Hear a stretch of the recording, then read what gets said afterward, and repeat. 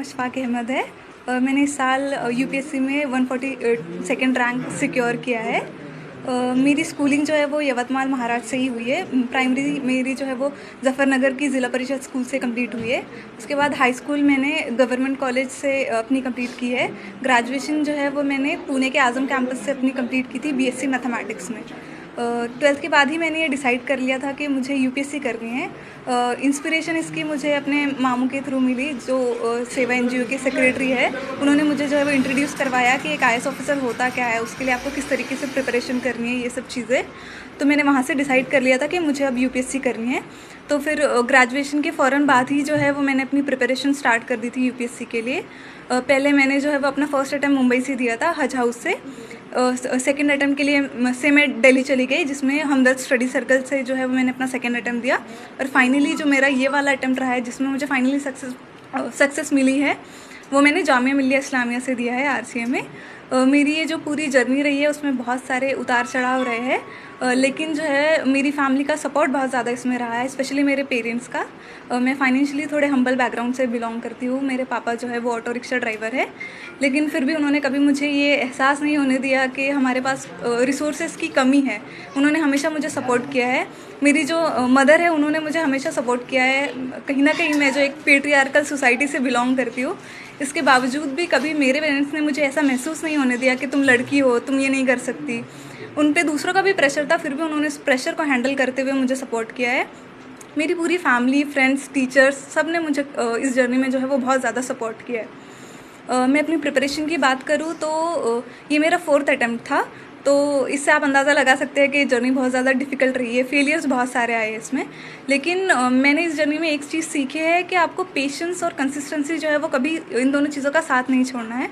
ये दोनों चीज़ें ही है जो आपको जो है वो आपकी डेस्टिनेशन तक पहुंचा सकती है।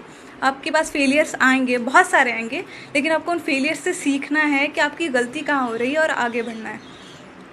जो आने वाली पीढ़ी है, नए बच्चे हैं जो ये सोचते हैं कि कैसे मुकाम तक पहुंचना है, तो उनके लिए क्या सलाह देना चाहिए?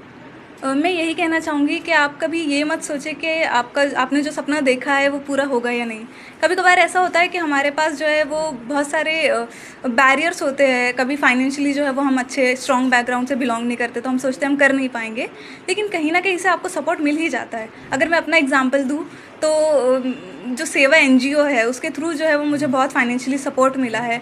इस तरह से मदद जो है वो आती रही है। मेरे पेरेंट्स ने मुझे हमेशा बहुत ज़्यादा सपोर्ट किया है। तो आपको कभी अपने सपने का जो है वो छोड़ नहीं देना चाहिए, उसके लिए हमेशा कोशिश करती रहनी चाहिए। और फेलियर्स चाहे जितने भी आए, आपको कभी उनसे डरना नहीं है। उसको एक सबक की तरह लेना है कि इससे आप कुछ सीख रहे हो, कुछ इम्प्रूव करने की आपके पास एक अपॉर्चुनिटी है, जिसको आप जो है वो अपनी लाइफ में अप्लाई करके आगे बढ़ सकते हो। जिला परिषद के स्कूल है, उसमें भी उर्दू मीडियम है। ऐसी परिस्थिति में हमेशा लोग सोचते हैं कि बड़े स्कूल होना चाहिए, अंग्रेजी में ही पढ़ना चाहिए, तो क्या लगता है इसमें? ये मेरे हिसाब से ये बिल्कुल एक तरह का मिथ है। ऐसे कुछ नहीं होता है। अगर आप खुद हार्ड वर्किंग हो, अगर आप में उतना जज्बा है कि आपको अपनी लाइफ में कुछ करना है, तो आप कैसे भी हालात में जो है वो आगे बढ़ जाते हो। और स्कूल हमेशा से एक बहुत इंपॉर्टेंट पार्ट होता है आपकी लाइफ में कुछ सीखने के लिए। आप में खुद में वो जज्बा होना चाहिए कि आप उस अपॉर्चुनिटी को एक्सप्लॉइट कर पाए और उससे सीख पाए। अभी आईएएस तो आप बन गए हो, लेकिन क्या आगे करना चाहेंगे सोसाइटी के लिए? ये तो बस एक फर्स्ट स्टेप है, एक तरह से मीन्स है ये कुछ हासिल करने के लिए, कुछ पाने के लिए।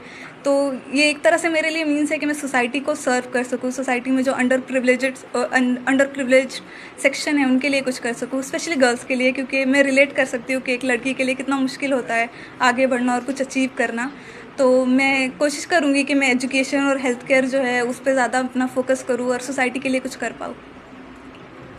हमने सुने कि आपका खुद का घर भी नहीं है, तो पढ़ाई के लिए जैसा जो भी बोलना है बाकी बच्चों को, बहुत सारे लोग बोलते कि भाई पैसा लगता पढ़ाई के लिए वगैरह, तो उसके बारे में आप क्या बोलना चाहेंगे? देखिए, ये सारी तो सेकेंडरी चीज़ें होती है। आपको खुद का घर चाहिए, पैसा चाहिए, ये सब होते हुए भी अगर आपके पास अपना खुद का ही कोई जज्बा नहीं है आगे बढ़ने का, आप में खुद में ही वो लगन नहीं है कुछ करने की, तो आप कुछ नहीं कर सकते। अगर आपके पास वो जज्बा है, अगर आप जो है वो हार्ड वर्किंग है, अगर आप सोचते हैं कि आप कुछ अचीव करना चाहते हैं और उसके लिए कोशिश करते हैं, तो फिर रिसोर्सेज तो कहीं ना कहीं से आ ही जाते हैं। हम ऐसी सोसाइटी में रहते हैं, इसके लिए हमें ग्रेट